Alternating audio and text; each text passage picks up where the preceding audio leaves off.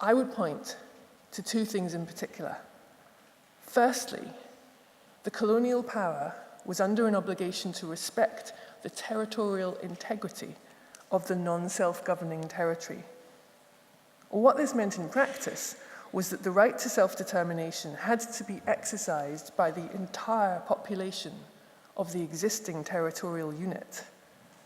The colonial power was not permitted to undermine the process of self-determination by changing the boundaries of the territorial unit before its principal people had had a chance to express their wishes.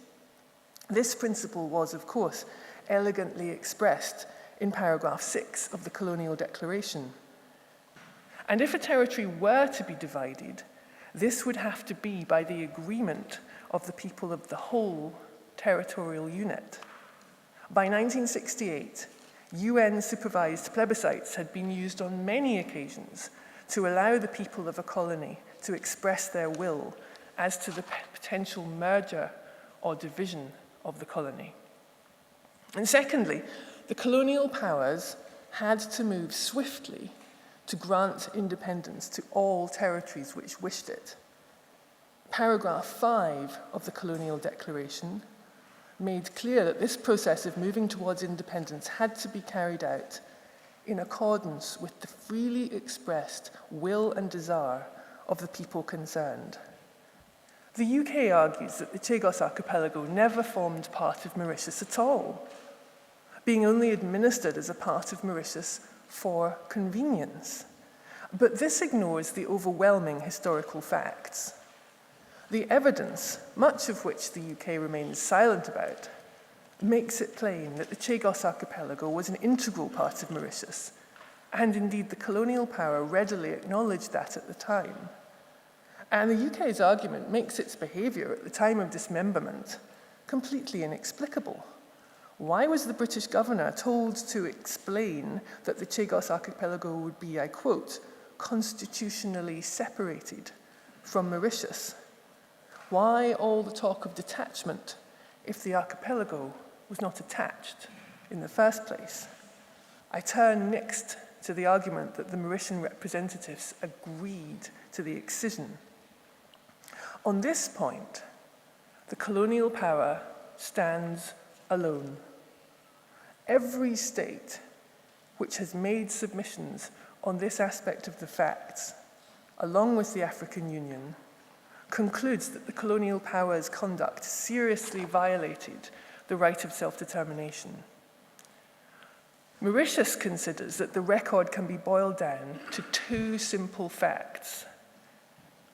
In 1965, the colonial power made clear to the Mauritian representatives, in no uncertain terms, that, firstly, their consent to excision was the price for independence, and secondly, the excision would go ahead whether or not they consented.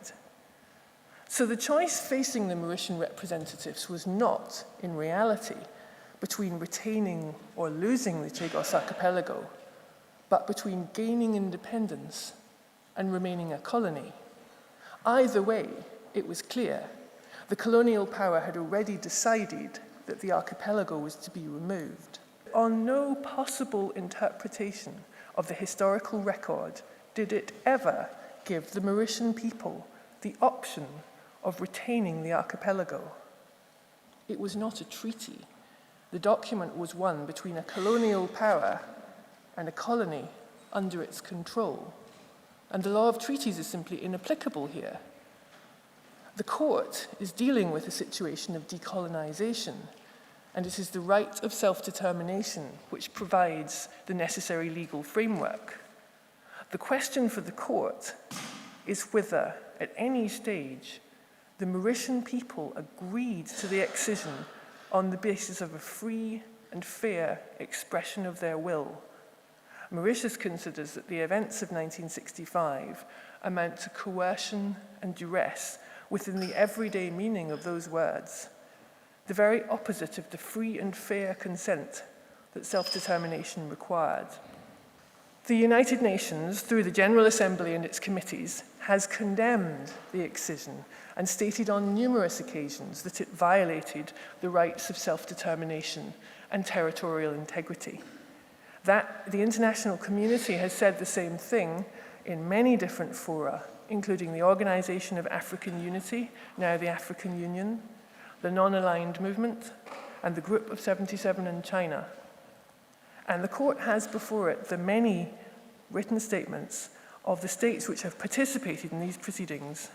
Not one of them makes submissions in support of the claim that the people of Mauritius consented to their country's dismemberment.